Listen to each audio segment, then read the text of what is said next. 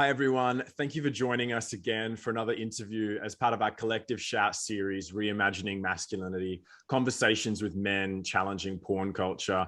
Today, I'm so grateful to have Paul Lavergne with us. I think I mentioned Paul on my Instagram stories when I said I'm going to be reaching out to a registered psychotherapist to have a chat. He specializes in sexual addiction, and I know a lot of you suggested that that is something you'd love to hear. So here we are, and I'm so grateful to have Paul joining us. Hi, Paul. Hi, Daniel. Thanks so much for having me. Oh, it's an absolute privilege. I'm really looking forward to this conversation. I've had so many interactions with people via my social media, lots of questions coming through about these particular topics. I think there's obviously so much curiosity, no doubt people's experiences and what they're seeing in the world, makes us all curious about these sorts of questions. But before we jump into it, I just thought I'd do a little bit of a bio, give a bit of an overview about you and your work, and then we'll kick things off.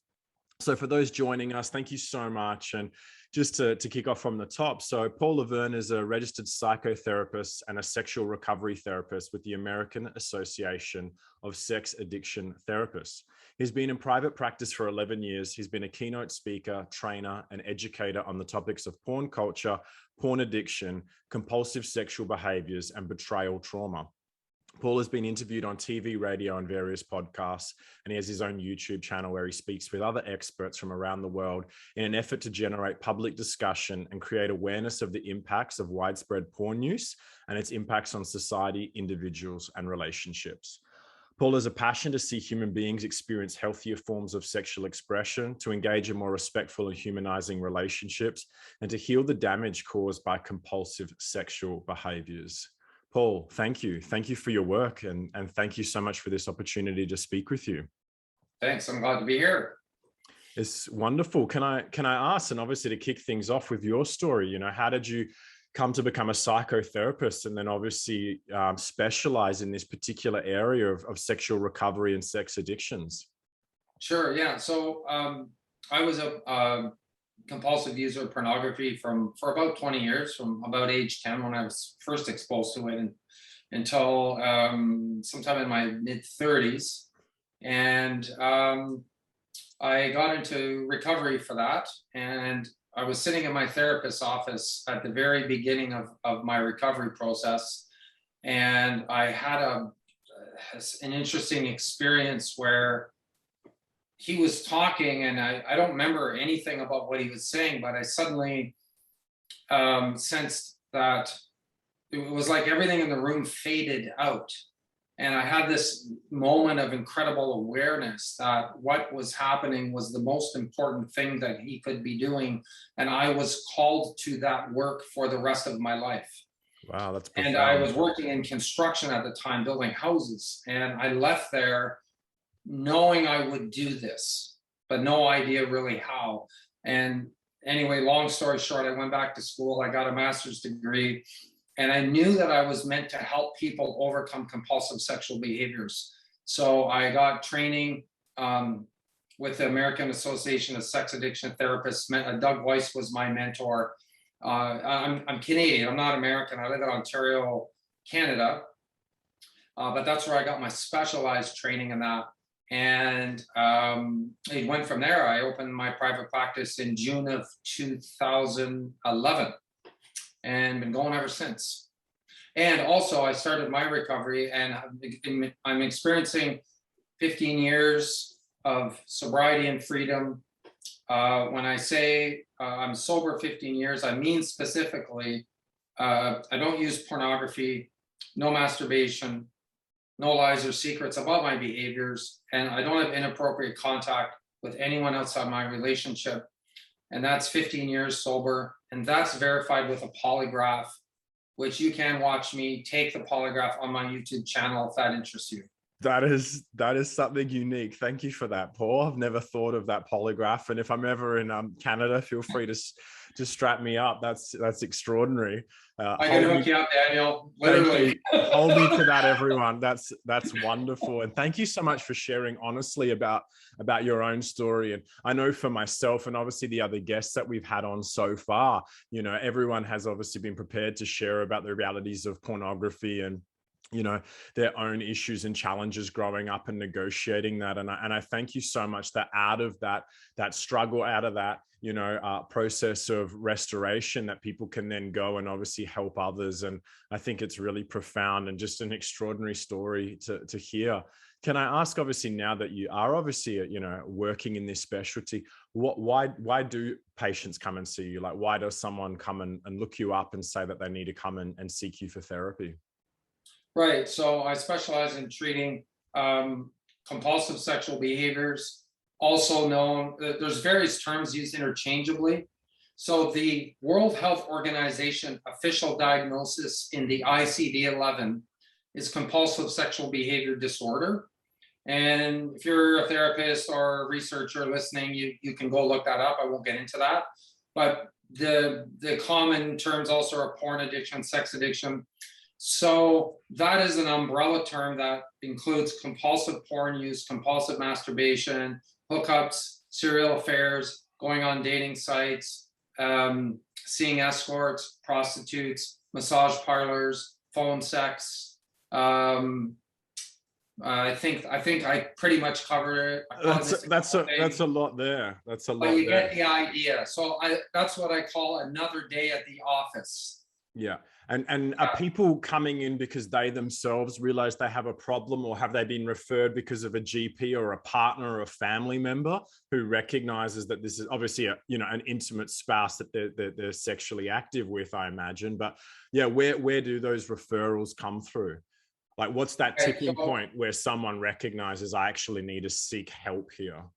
Yeah, 95% of the people that come are in a crisis of some kind. So usually they've been caught by a spouse or a partner engaging in secret sexual behaviors. And they realize, and usually it's been ongoing for a long time, and they realize that they need to do something about this, either to save the relationship, save the marriage and the family.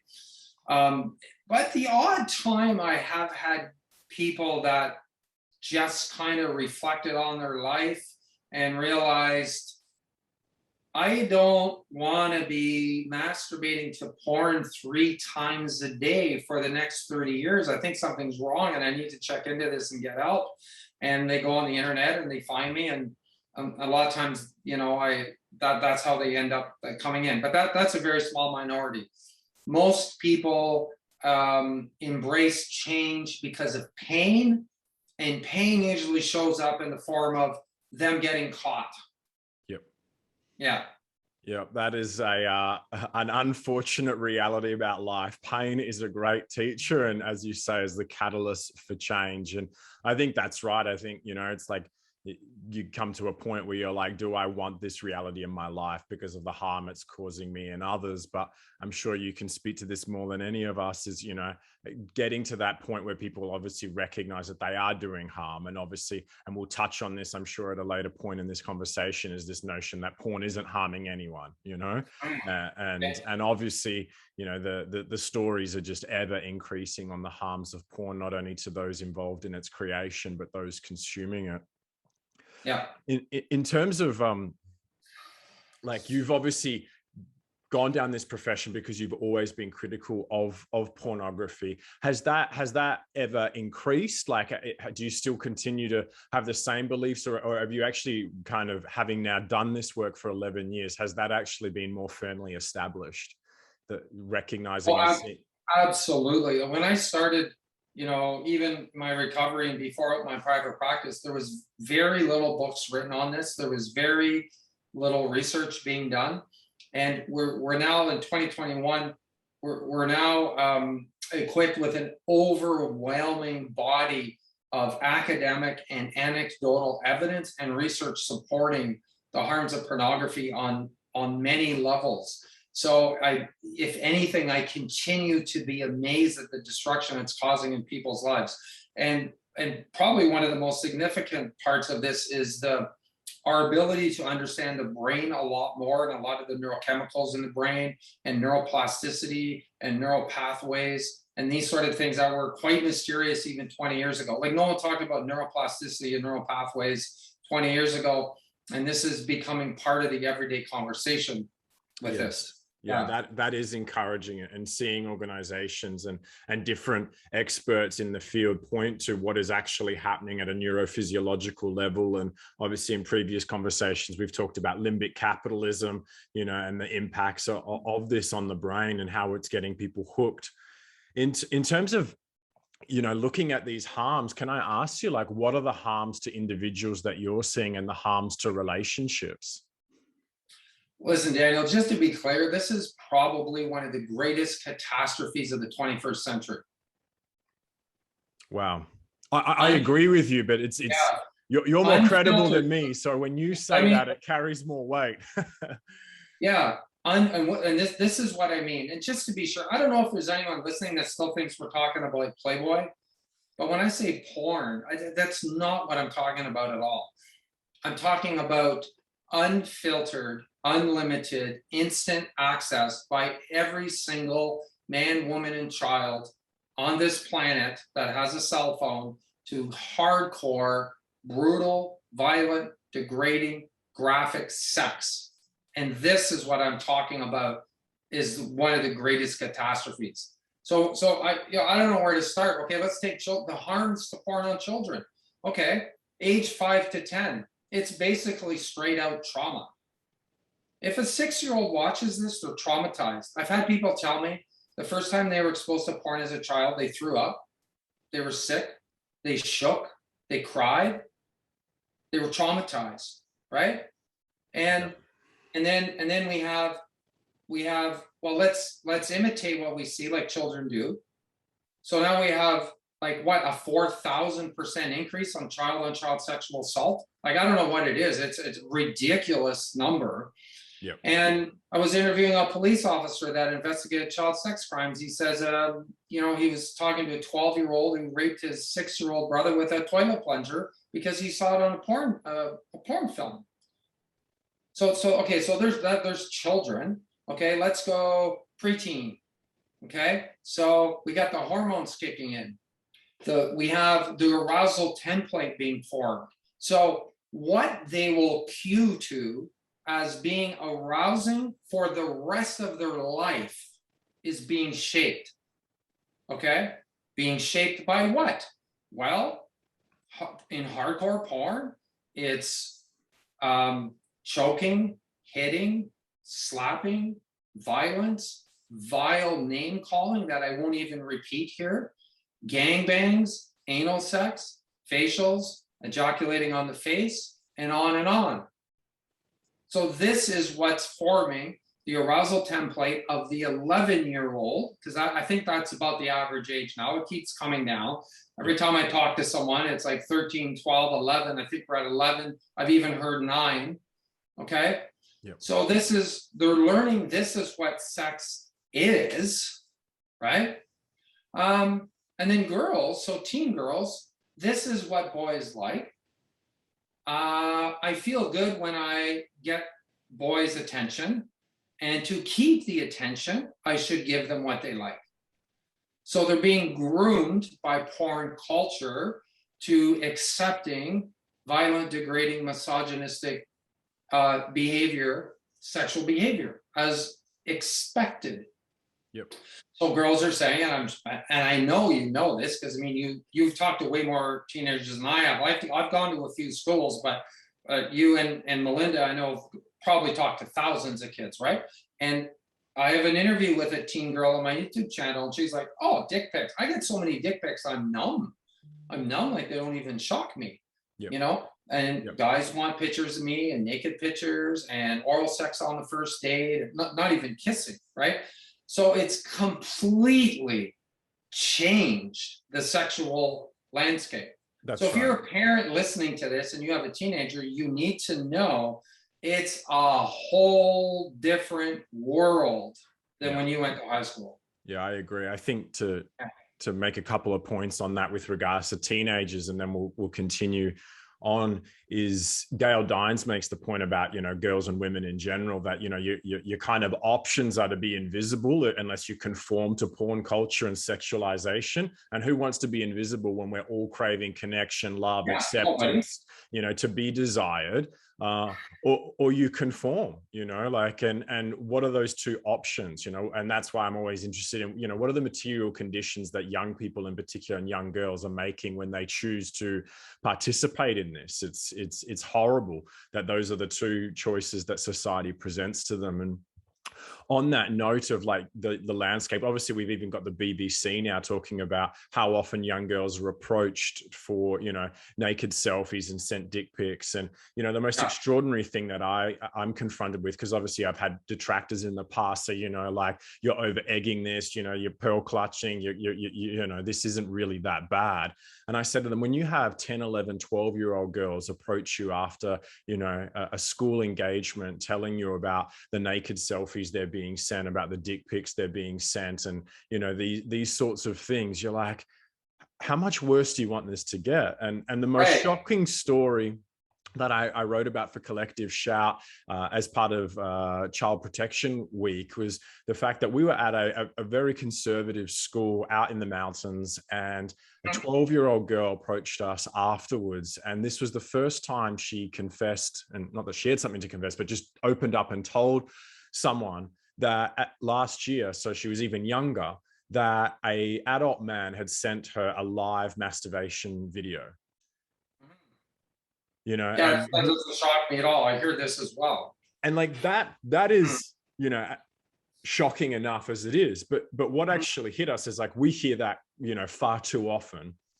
But the more troubling thing and the more shocking thing is, for her, this was par for the course of being a 12-year-old girl in this current landscape. So she didn't tell her parents, didn't tell the school, didn't tell her friends, didn't tell anyone until she'd realized after our presentation that, hang on a minute, this isn't okay. This isn't, this constitutes sexual harassment. This is, a complete violation. And I'm thinking to myself, what chance do young people have when that kind of behavior can be so normalized and accepted? And for me, like, as you've touched on and already used the language of grooming, I think this whole culture, the porn companies and everyone that profits from sexualization is playing a massive operation to pretty much groom our young people and young girls in particular for their own, humiliation and degradation. Yeah, well, there's an industry that wants to turn your children into a commodity that they can exploit and monetize. That's right. And to groom the young boys, to be hooked on this stuff, and that's why we need to call this out. So yeah, thank you for saying that, and obviously, to then continue back to, you're unpacking the harms at different levels, and then what about when we get into kind of relationships and adult partnerships? Oh, for sure. Oh, okay. So let's go to teen boys. So teen boys are developing, it's not just their arousal template, but their way of relating to women, their way of showing up in the world, their way of showing up in relationships. And so they're trained, and it really is the brain being trained to view women as objects, and therefore, you can do what you want to an object. So this is a very dangerous idea, or a belief that creeps into many teen boys. Women are objects; they exist for my sexual gratification. The main goal of pursuing them is to get something out of them. And I'm not saying all guys are like this, all relationships are like this, right? But this is a very prevalent dynamic in boys that are consuming large amounts of pornography. Their views are warped of women and of relationships, and then their empathy is going to be slowly eroded. And I don't even know what that looks like, but that really scares me when I think of millions of teenage boys growing up to be men who lack empathy, men who will become teachers, lawyers, doctors, counselors, healthcare providers, mental health care providers, physicians, nurses, whatever, lacking empathy. Yep. That this if you think that through a little bit, that should concern you. Absolutely. Right, and then they become emotionally stunted. I hear a lot of guys tell me they're actually porn makes them afraid of women, afraid to talk to them, afraid to approach them, afraid to risk relationship with them. So it kills their ability to be intimate. And I've talked to guys like I interviewed Gabe Dean. You should get Gabe Dean on here in a Reboot Nation. Like, Gabe, if you're listening, we'd love to speak with you. What's that? I said, Gabe, if you're listening, we'd love to speak with you. I love Gabe. I love his work. Yeah, and his story is, I used so much porn. I landed a date with the girl of my dreams, and I couldn't get it up. Yep. And he cried, like he was so devastated. He thought there was something wrong with him. So it's ruining your whole sexual nervous system, right? I don't know. I mean, geez, I could go on. Okay, let's go into the 20s. So I don't have a lot of clients in their 20s, because most guys in their 20s, honestly, they think porn is the greatest invention of the 21st century, and they're consuming it and loving every minute of it until they get into a relationship. And then one of two things happens. They either convince their partner to not give them a hard time about porn, but almost never does the partner actually know the extent that they watch porn, or they convince them to watch it with them, or they hide it. Or the nature of what he's actually watching on porn as well. Oh yeah. They have, most girls, partners, like, let's say it's a guy, girl, they have a fairly naive notion of, he looks at some naked people once in a while having sex or something like that. They don't realize how dark that's right, a lot of porn actually is, right? And I've had many horrified and shocked partners crying in my office at the search histories that they have discovered of what their partners are looking at. And I'll tell you, it shatters their whole image of this person that they thought they knew. Of course. How could it not? Right. Okay, so you have a relationship. What's the foundation, Daniel, of a good relationship? So trust, respect, and love. So now I find out you've been living a double life, lying to me for 10 years, looking at all kinds of stuff that's like making the hair stand up on the back of my head. I'm wondering, okay, we have teenage daughters, and teen porn shows up in your search history a lot, or stepdaughter porn. We have a stepdaughter and you're watching that porn. So who are you? Okay. And I don't know if my kids are even safe. And if you've lied about that, and this is what people need to understand about, like, how, because it's not always obvious to someone that doesn't work in this field, especially, how does someone watching porn completely destroy a relationship? Because they're lying. So and even when they get caught, okay, I'm sorry, I won't do it again. They promise not to do it again. And then they get better at hiding it and better at lying until they get caught again. And a lot of times this has gone on 2, 3, 4 times. By the time I see them, they come to my office. Yeah. Right? They've been doing it for years, right? So it's the undermining of the trust and the loss of respect is what destroys relationships. That's how it works. Yep. Yeah. Okay, so I don't know. I mean, I could go on, but no, I think I think people get the point, right? I mean, yeah. I appreciate it, and it's good to hear, and it's helpful to hear from someone sitting on the other side, because you're obviously at the front lines of obviously dealing with this and helping people kind of put their lives back together, or their relationships, or potentially even leave a relationship. Is there a point where obviously you would say that, like, porn use is actually just so destructive that you would encourage people to leave a relationship or not be in a relationship with a porn user? Oh, well, I don't ever tell people to stay or leave a relationship. Sure. So that's just not something I do. That's not really my role. Yeah. But I have said to many women, because sometimes just the partner, like let's say the wife, will come to me on her own because she's beside herself. She doesn't know what to do. And I will tell her straight out, if you are in a relationship with an unrecovering addict of any kind, you have a 0% chance of forming a stable, intimate, and loving partnership. Yeah. Yeah. But it can be drugs, alcohol, porn, it's gambling. It doesn't really matter. But if that person's an active addict, you could probably find a way to make it work, but you're not going to have a loving, trusting, stable relationship. And one more thing about harm, I just thought of when you were talking. So I've talked to people. I got a 23-year-old guy come in this a few years ago, And we did a bit of math, and he had logged about 8,000 hours of porn viewing by age 23. So all he did was go to school, come home, go to his room. His parents provided him with his own computer and computer and gaming platform and television. So all he did is watch porn and game all night. And he did that every day for years, right? So you're damaging your brain by exposing it to a supernormal stimulus that it's not equipped to handle.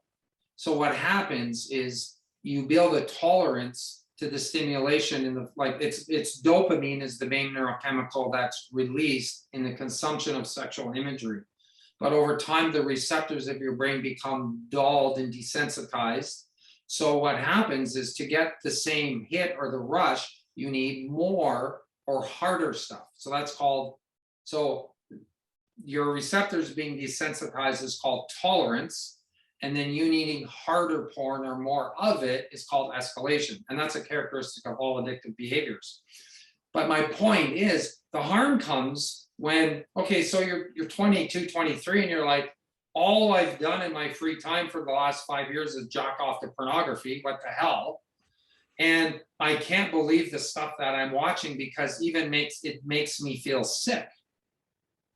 So this leads to depression, anxiety, suicidal thoughts. I mean, I've had people that have had the gun in their mouth, Daniel, ready to pull the trigger because this has taken them to such a dark, dark place.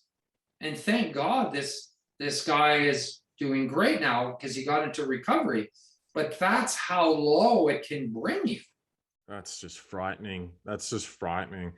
Thank you for speaking to that. And to come back to something that we actually touched on before, which is around this notion of porn-induced erectile dysfunction. And how common is that? Because that's something that I've noticed is becoming more and more reported in online forums, YouTube comments, where guys have done a reset, gone off porn and sexualized material. And the catalyst, like for a lot of things, is for selfish reasons because, their penises aren't working anymore, which is a great, clearly behavior change mechanism.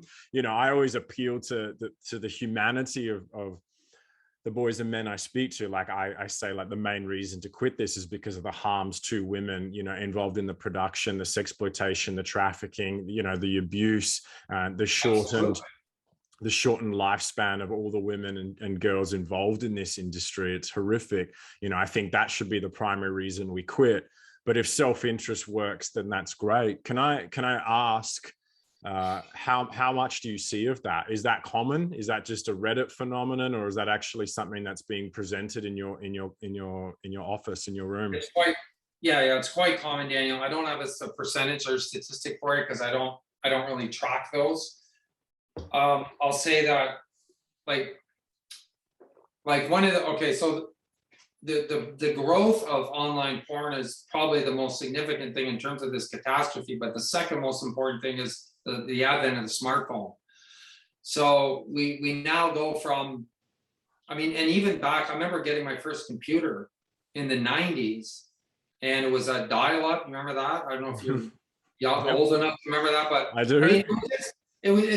It was too time consuming and hard to actually watch porn on your computer because it would literally take for people that remember 5 minutes to download a single picture, right? So now with that, in 2016, that was the year more people started watching porn on phones than on computers.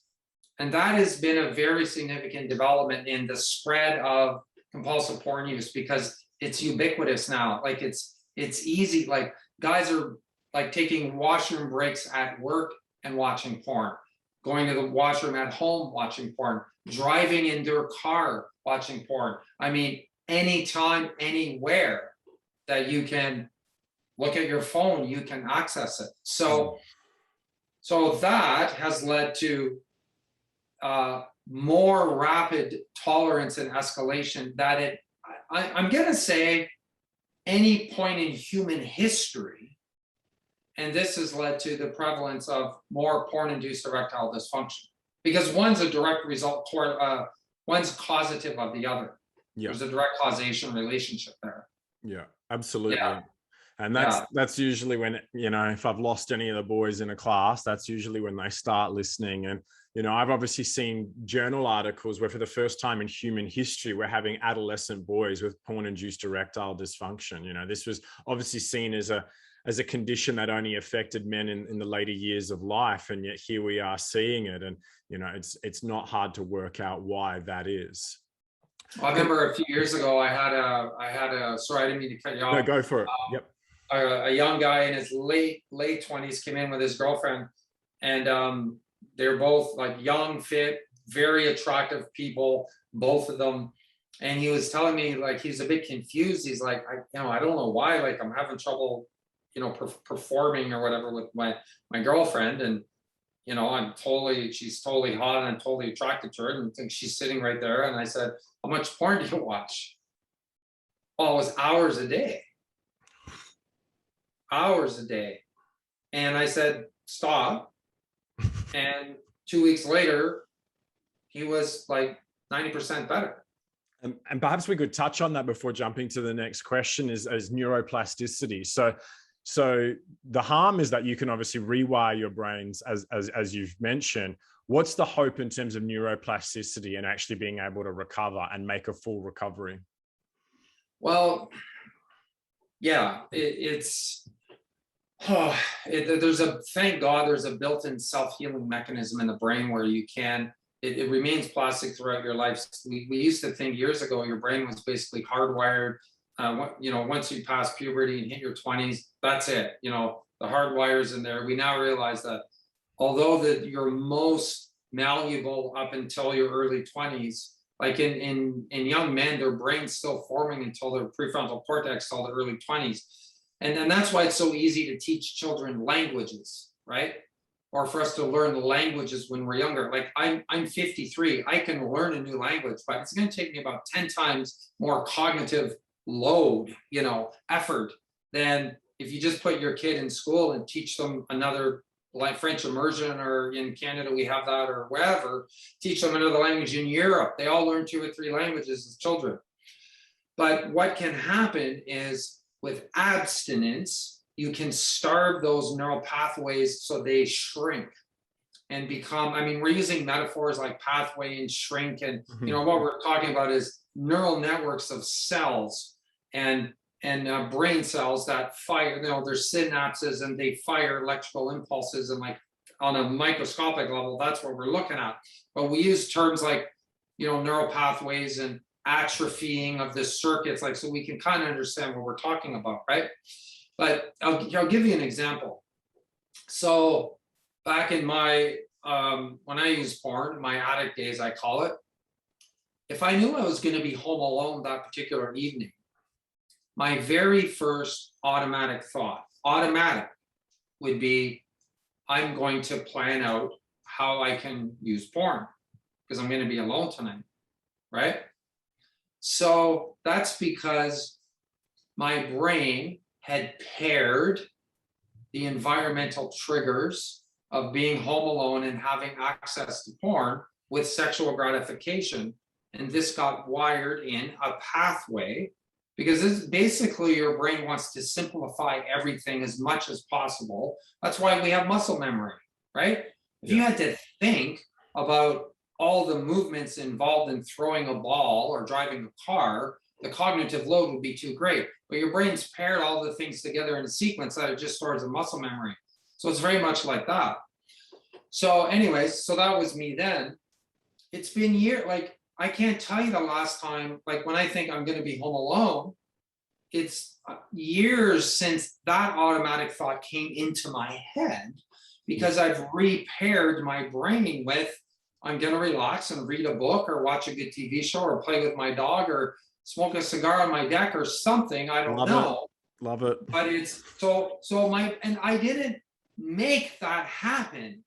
It just happened over time with sobriety, resetting my brain, and introducing new habits. Yeah. That's what happened. Similar then to the stories that Melinda and I speak on. I remember Melinda first telling me where there were... Hi, Melinda, if you're listening. Love Melinda, thank you, Reeves, big fan. So good. She'll love that. I know that. I'm sure I'll get a text from her now.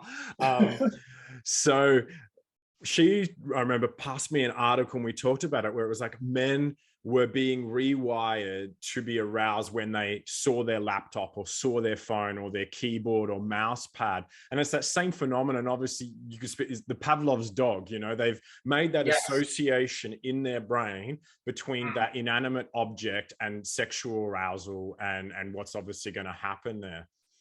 And so the hope is for anyone listening is that can be rewired, so to speak, to use that language and change, so that when you then look at your computer or are home alone, your brain thinks about other possibilities, other things to do.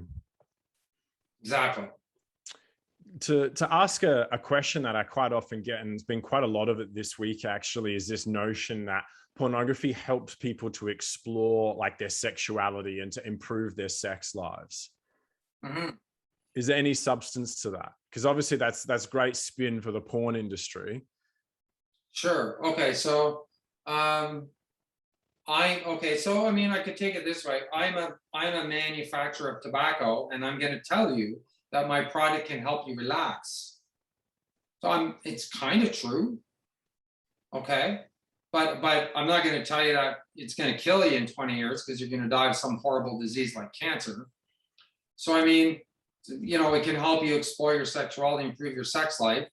And, but it's what they leave out of that I think makes that a very disingenuous statement. I would also want to know, what do you mean exactly by improve? It improves your sex life. How? It spices things up in the bedroom. So, okay, so you want to become aroused by other people being aroused, so you can then arouse your partner? Or what? Would you pay a couple to have sex on the other side of the room so you could watch them and then have sex with your partner? I'm worried some people might say yes to that, but yeah. Some would. And there is a lifestyle. There is a lifestyle, swingers and so on. And I do have clients that have been in that lifestyle. Okay. Yeah. And that is their thinking.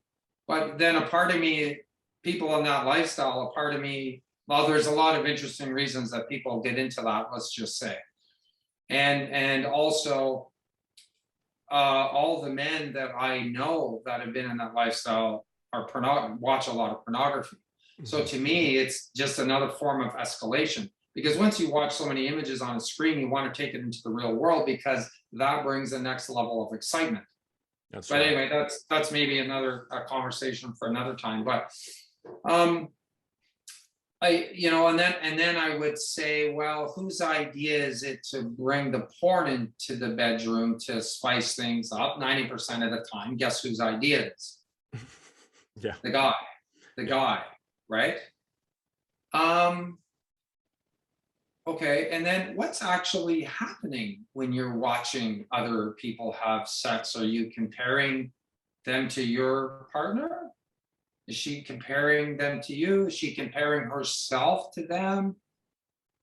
Are you really so uncreative that you can't come up with your own ideas for spicing up your sex life based on conversations and listening and being present? How present are you with your partner while there's a screen of a bunch of people having sex over here? Exactly. Like you can only focus on one thing at a time. That's a fact. So what are you focusing on? That's right. Are you having sex with your girlfriend or wife while watching the other woman? So I don't buy it. Yeah. I'm with you. I'm with you. And because for me, it then just reduces it. And I think I spoke about this in an earlier interview, this notion that it's pretty much just like using the other person as masturbation material whilst your mind is elsewhere, like two bodies masturbating with one another, and all of the intimacy and the connection and the shared pleasure of sex is kind of reduced to a very selfish, self-focused pursuit. And yeah, that's what I find so striking with it. And as you said, and I'm actually just reading Max Weltman's book that's just been published and looking at the latest research on that, on pornography. And as you say, pornography seems to be something that men watch by themselves, but then when they're in a relationship, it's something that they introduce to their female partner within a heterosexual context. And as you say, like it's getting them to conform to these images that they've seen elsewhere. And I love some of the pushback that Fight the New Drug, says about these issues, which is like, don't take sex advice from an industry that profits from fake orgasms, Right. and it's like, this is the most globalized, corporate, manufactured kind of sexuality we've ever seen. Like, it's actually anti-sex. And like I kind of love the kind of anti-porn movement who've said, this movement of being pro-porn is completely anti-sex, and it's absurd that people who are critical of porn are seen as anti-sex, when it's very much the opposite. It's actually trying to reclaim or reimagine all the good that is in sex without it being co-opted by an industry. Well, here's a way to say it. All porn is object sex, and object sex will stimulate you, but not satisfy you. You will be satisfied when you engage in relational, connected sex in the context of trust and emotional safety. Yeah. That's what will fulfill you. Yeah. Like, stimulation isn't the same as fulfillment. Yeah. And my concern is just the ever increasing manufactured desires, just provoking more and more kind of sexual appetites based on some of the horrors that we know are in pornography, and then wanting to play that out in the real world. And we know that happens, and the research is pretty clear that it does influence real world behavior.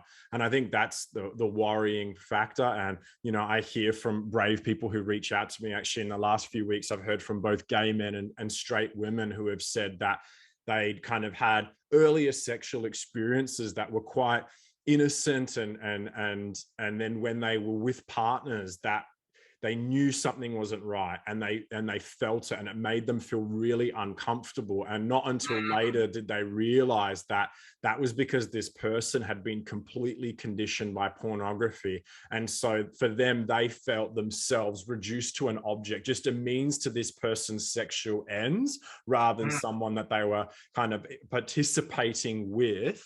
They were just someone who they were, being used as a prop in a sense. And that is just something that obviously I can't speak to it from a clinical or therapeutic framework. I just hear these stories, and it just, it breaks my heart, and it troubles me. And for me, it just needs to be, told and spoken about, so other people can come forward. And in particular, people can, I guess, push back on that and actually demand more, not only whether it's in your relationship or in your sexual intimacy, to say like that you do not want to be a prop as part of someone else's fantasy.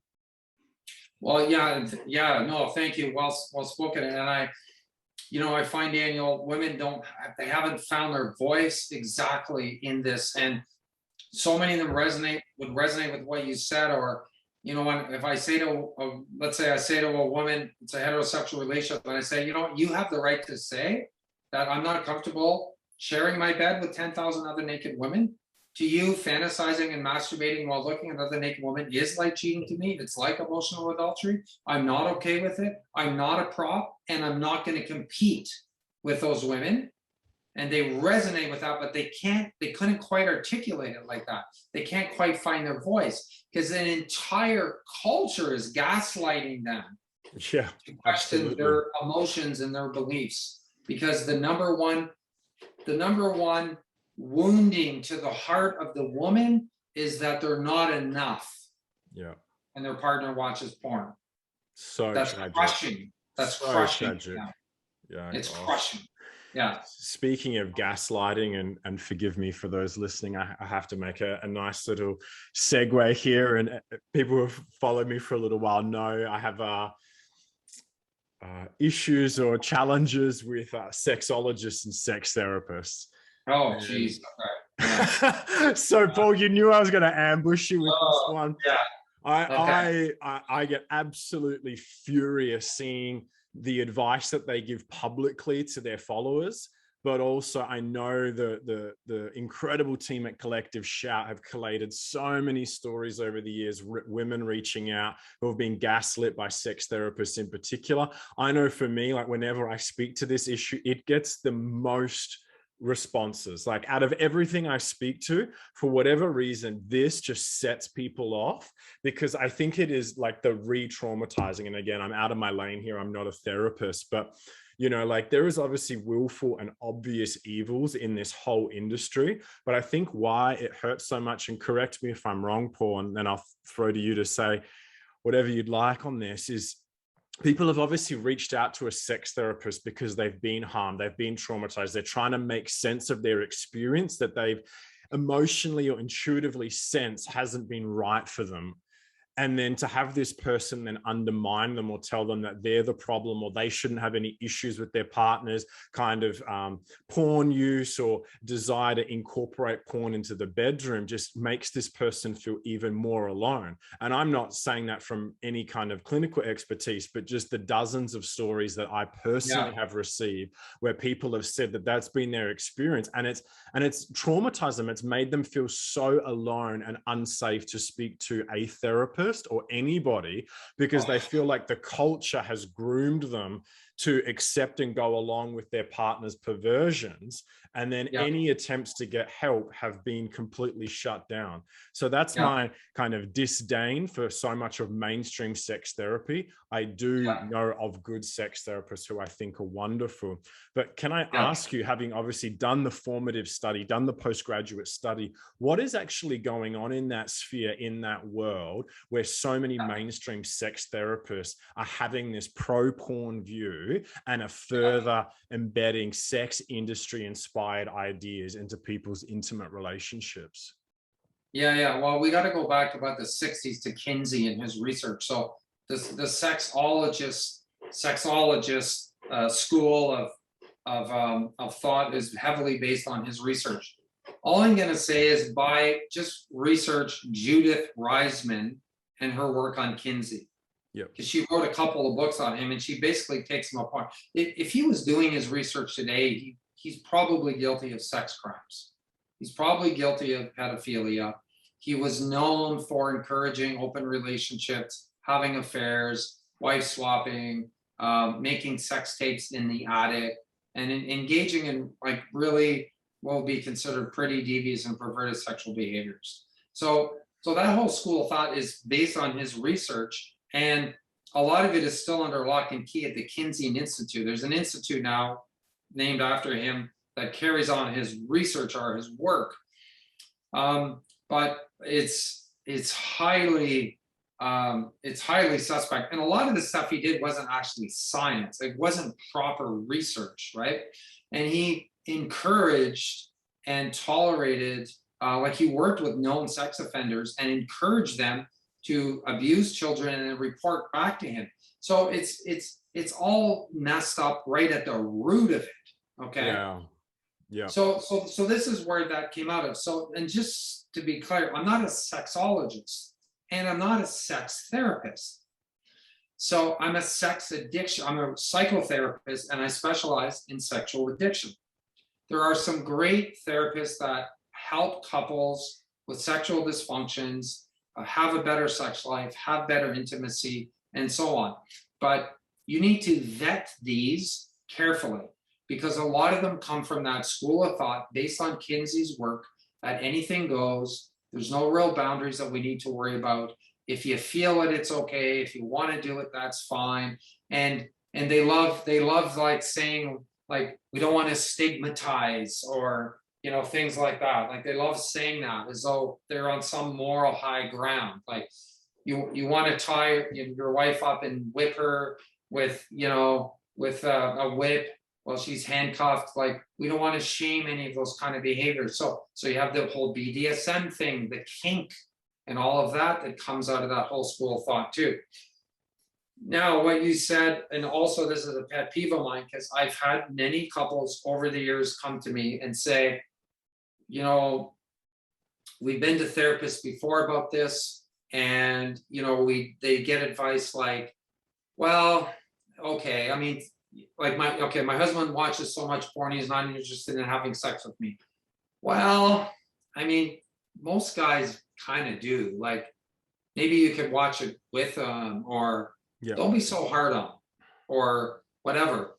And it is horribly, you're re-traumatized. Therapists that say this are re-traumatizing these partners, because they've probably taken a year to work up the courage to actually come in and talk to someone who's supposed to help them, and they gaslighted right back to the beginning. And it's devastating to them, and we need to stop doing this.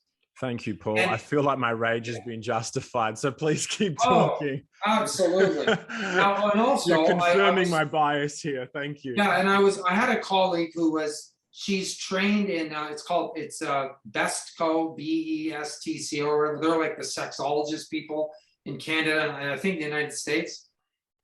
And she said, yeah, they're like, she made the comment, like, they're pretty arrogant over there.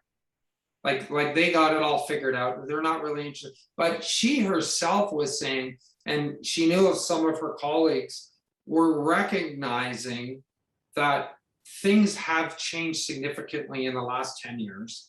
Porn isn't, grandpa's Playboy anymore.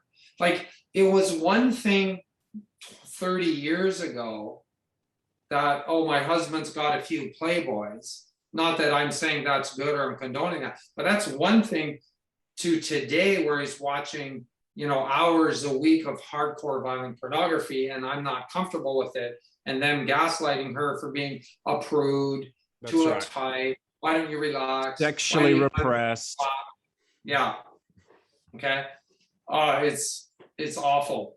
Yeah. And part of it is ignorance, okay, but ignorance of the law is no excuse, right? And part of it is I don't know. It's like an ideology. It's an ideology. Well, really. It's an ideology. I think for me, it's like, I think it's a real ethical compromise here that is just so shocking, because I even had someone who messaged me once on this particular issue, and it's like, what is it like? Even if you think porn is fine, this particular person has said that they themselves don't feel comfortable with it, and you're not going to help this particular patient who's come to see you actualize what they want within their own relationship. Like, irrespective of whatever you think about it, it's like you've completely undermined trying to help this person achieve their desires for their own relationship.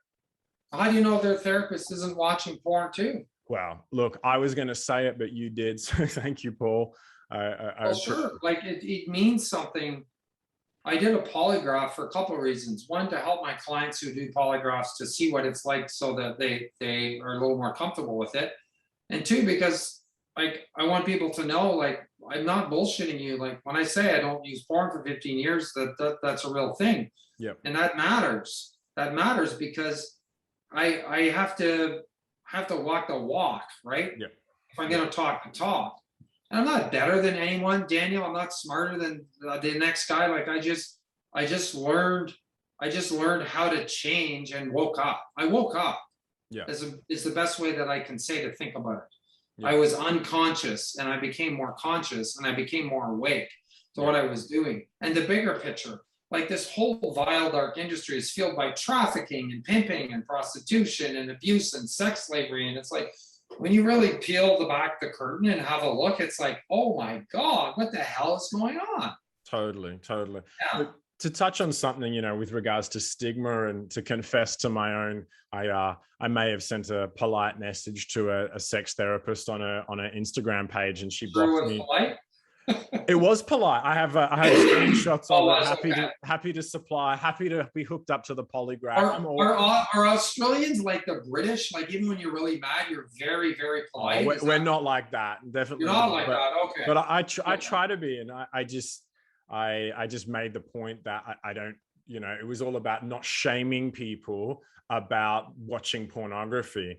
And my kind of response was, heaven forbid someone feels bad about consuming content that leads to exploitation, trafficking, and then further emboldening, rape myths and escalating sexual violence. I'm kind of like, like, heaven forbid you might feel a little bit, conflicted in your conscience for that. And just this notion that you should never feel bad or never feel guilty for anything that you've done, I think is just so deeply troubling when it comes to these issues, and such obvious and willful harms that are being done.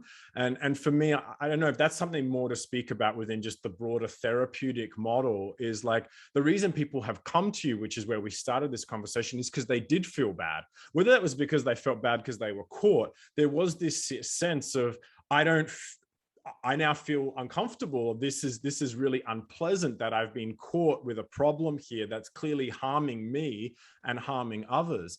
What do you do to address this kind of notion that, like, don't make anyone feel bad about their paraphilias and perversions?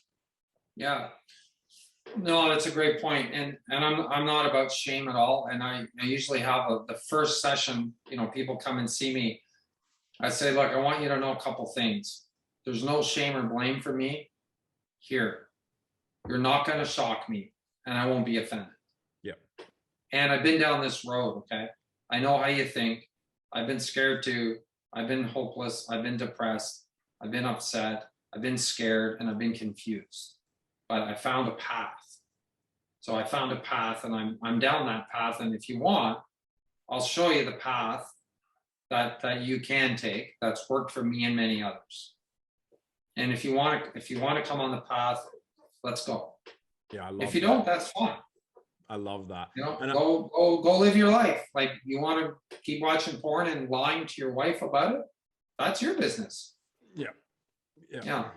So, but there is so much shame, Daniel. It really is. And I mean, I've had guys just crying and look like you can't even look me in the eye, and they're downcast, and they're so very, very ashamed.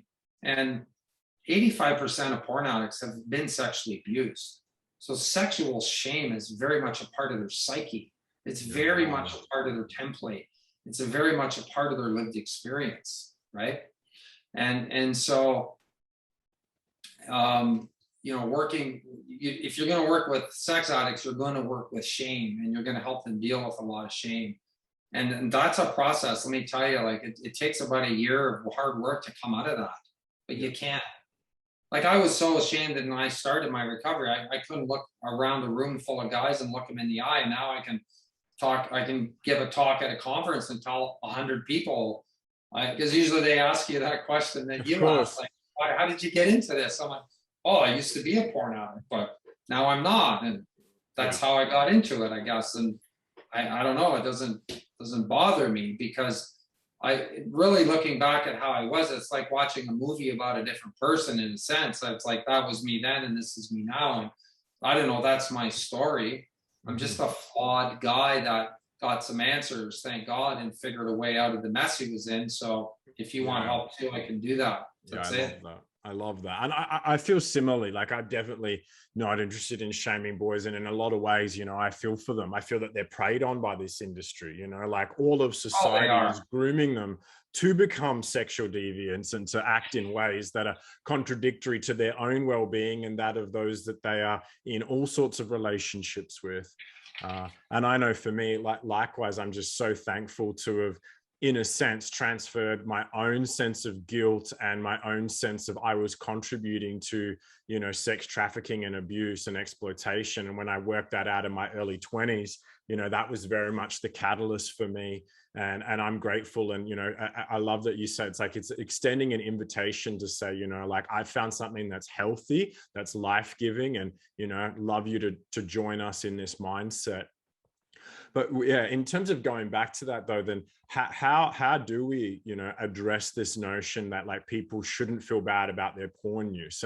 And for me, it's kind of within these two kind of, they both exist at the same time, is this notion that sex is everywhere, it's open, let's be so self-expressed. And yet at the same time, simultaneously, we're so open about sex. It's everywhere, wall to wall, and people boast about it and boast about pornography. And yet there still is this underlying shame, these underlying kind of insecurities around it. How do you speak to that or make sense of that in your practice?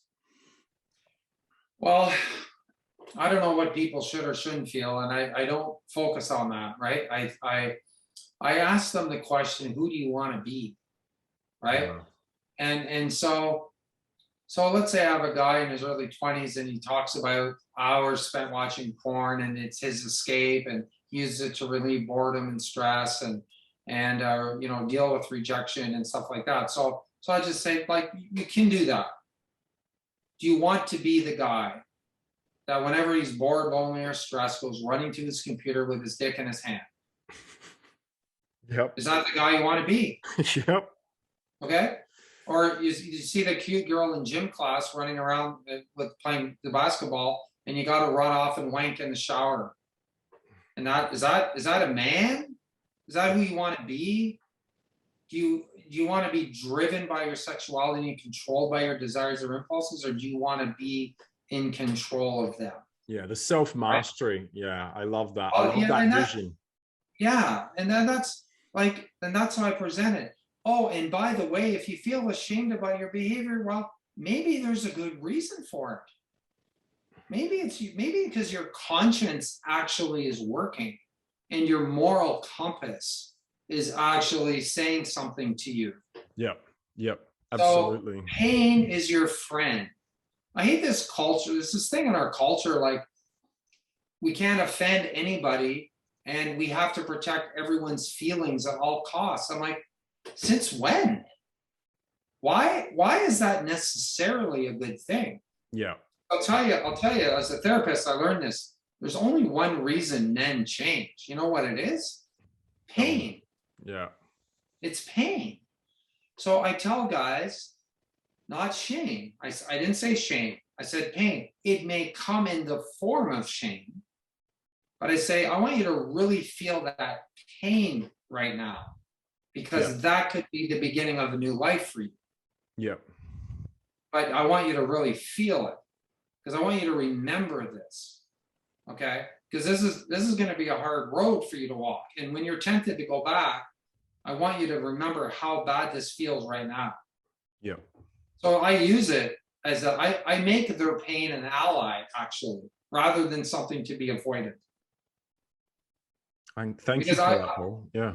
Yeah, because I don't know who came up with this idea that we should avoid pain at all costs. It doesn't make any sense to me. Yeah, I agree with you on not making people feel bad. And I know that that's like that for me on a personal level is a really, like, I walk that tightrope, because there's a sense of, like, invariably when you talk about the harms of pornography and its use and the fact that we're contributing to it and we're potentially harming ourselves and our relationships and that we've harmed others. And I acknowledge that as something that I've participated in. And as I say to the boys, I'm not sitting here as some saint exempt from this. I'm negotiating the same pornified, sexualized world as you, trying to manage my own appetites and sexuality and become the man that I want to be in this world. Like, I haven't arrived. I'm negotiating all of that. And when I cast this vision of what I hope for men and for masculinity, like, I fall short of that, and I'm still on a journey towards it. And there's a pain point around that, because it's like, I still want to continue on that trajectory. But invariably, if you paint that vision or point to something that's good and say that therefore the opposite is not good, you know, like, people get offended, they get upset because they see it as an attack on themselves. And I think I've just had to resign myself to the fact that that is just kind of par for the course when talking about these issues, which so cut down the human heart. Is I'm not deliberately going out there to make people feel bad and kind of rub their noses in it, but it's impossible to talk about something that I think is good and aspire to something better for men, for women, for relationships, for sex, for intimacy, and not kind of then go, yeah, we're all a bit deficient in that, or we've not all used our lives, our words, our bodies, our sexuality to reflect that and embody that. I can't even add to that, Daniel. That was great. Oh, thank you, Paul. This is lovely. Well said. I mean, there you go. And, you know, I mean, I think you're just kind of echoing my point of, like, how do you want to show up in the world? Yeah. Like, our sexuality is a big part of who we are, and how we relate to others, and the types of relationships that we form, right? And you know, we're doing a really, really bad job of guiding and mentoring young people into what healthy sexuality is. Mm-hmm. Like, I didn't even hear the term healthy sexuality ever. Yeah. Did you? I don't know. Like, I probably till I became a therapist in my 40s. I didn't know what healthy sexuality was. What's that? Yeah. Yeah. Yeah.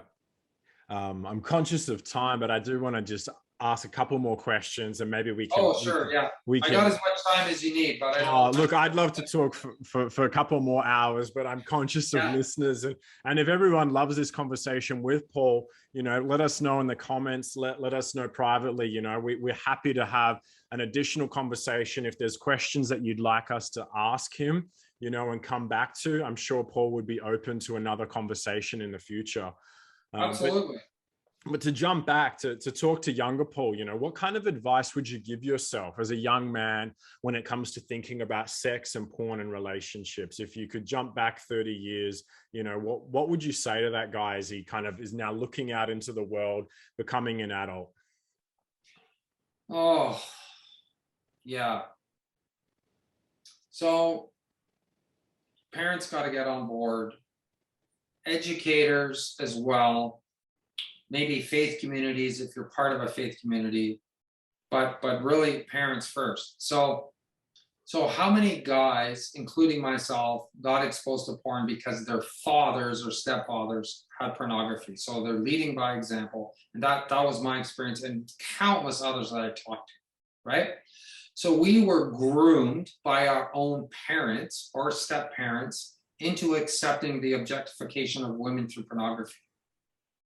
Okay, so we got to start being as parents, we got to start being part of the solution and not part of the problem. And it's I don't know what it's like in Australia, but like here in Canada, like everyone I talk to, almost literally, Daniel, 99% of my clients, when I say, what was it like growing up? Like, did your mom or dad pull you aside, talk about sex and girls and hard-ons and wet dreams and lust and the answer is nothing. I never got talked to about any of that. It's like, why? It's a form of neglect, actually. So if we say nothing as parents and caregivers about one of the most important and significant aspects of a person's life, we're neglecting. You're a neglectful parent in that way. In that way, you might be a good parent in other ways, but you're neglectful in that area. So dad or mom needs to take son and daughter aside and say, hey man, like, we're going to have lots of talk, not just the talk, many talks. Mm-hmm. Okay. And the world's changed a lot since I was your age, but you're going to have some hormones kicking in soon. They're going to change the way you look at people. There's all kinds of stuff on the internet, good pictures, bad pictures. Like Kristen Jensen wrote this book, Good Pictures, Bad Pictures. And she writes it for parents to talk to 3-year-olds. That's how young we should be talking. Talking. Don't stalk anyone, please. Yeah, let's. Right? She says is start talking to your kids as soon as they're old enough to use a computer. Yeah. Okay? So we need to get in early. We need to get in fast, and we need to stay engaged in the conversation consistently over time. Children, preteens, teenagers, young adults, right? So, hey, son, there's this daughter, there's this thing, pornography. It's sexual images of people. It's, exploitive and objectifying to women. There's a lot of harms to it, blah, blah, blah. But if you come across it, it's going to feel really good. It's going to feel really interesting. You're going to be very curious about it. I need you to come and talk to me about this, because this is a path you don't want to go down. This is going to be like a drug to your brain. And like, just love that. have these conversations of like what you're doing. That's why I love what NTR does and what you do, and you're part of Collective Shout. And like, I love that, because you're picking up the slack, and you're stepping in the gap that's been left by the abdication of parents and educators of their responsibility to educate children. So I think it's fantastic. Thank you, Paul. That's very kind.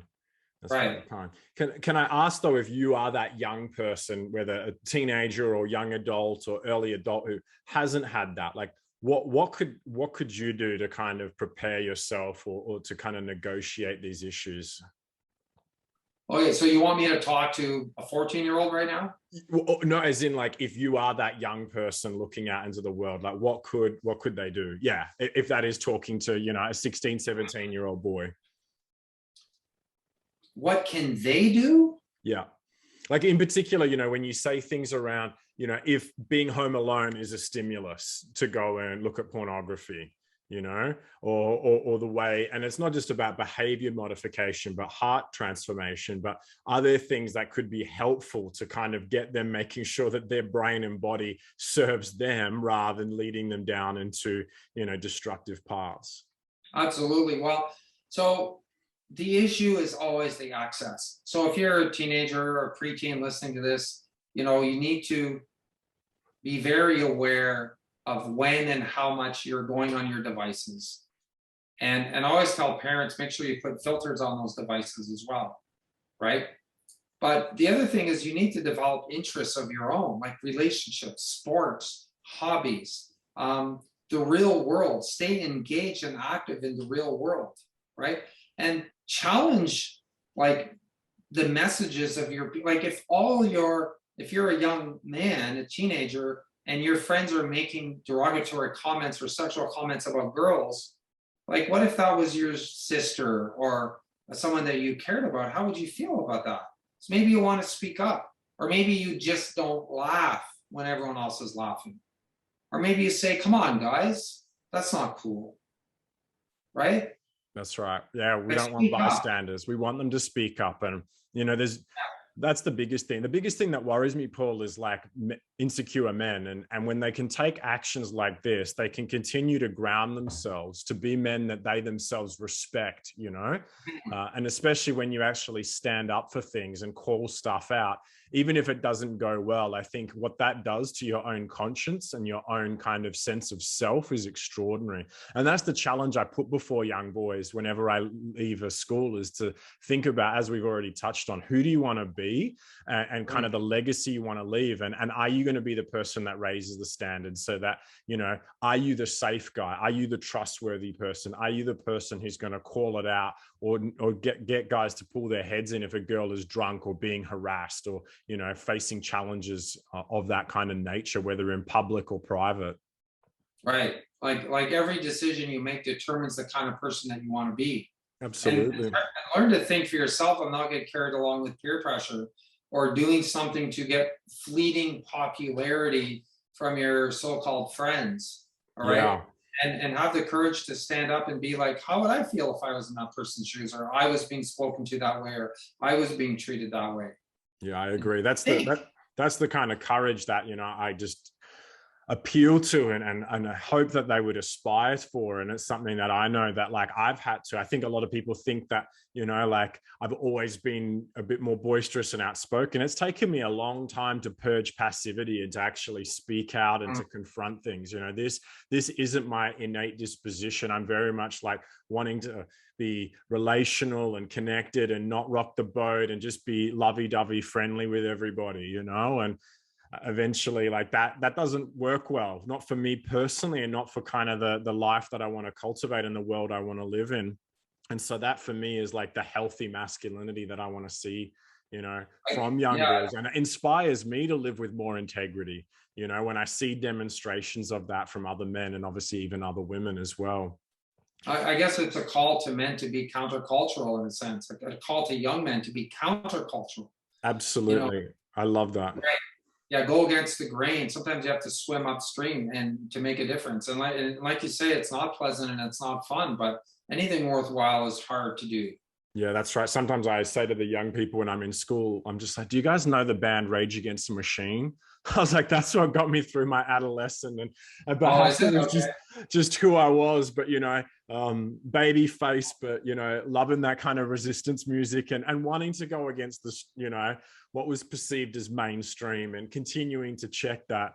I'm far too influenced by Soren Kierkegaard, because I always think, I love his word when he says the mob is always wrong, and kind of that's how I feel about so many issues, as I just want to go against what mainstream culture is telling us. Obviously, we have to use our brains and our intellects and our intuition, and make sense of things. But yeah, I love that appeal to be countercultural. And that's something that I know, like, you know, I've been so inspired by Melinda and her team and what they've endeavored to do at Collective Shout. And it's such a privilege to be able to, you know, join them and have conversations like this. And I just want to thank you so much, Paul, for your time. I just want to thank you for the work that you do, and that profound realization that you wanted to do this work and you've been doing it for 11 years. And you know, I just hope that it continues to prosper. I want to thank you for the insights and wisdom you've shared here, and your own personal story. And I hope that, yeah, we can have another conversation. And if people have benefited from it, then, you know, we'd love to have Paul back and potentially ask more questions within his area of expertise. No, I thanks, Daniel, for having me. And I do feel privileged to be in this work, helping people and helping them, you know, come from often a very dark place of feeling confused and hopeless into a better life. Thank you, Paul. And I'm happy to come back. And I don't know what the response to this will be, but we could do a Q&A if you want, or whatever. If you get a whole bunch of I think a Q&A would be good. Things. We'll see the appetite, we'll see the questions that pop up, and then I'll collate them, and perhaps we go from there. So everyone listening, feel free to have a think and submit it, whether privately or publicly, to us or to myself, and then we'll get to that and think about having another conversation in the future. So thank you, everyone. Thank you for joining us, and talk to you soon, Paul. Cheers. Cheers, Daniel.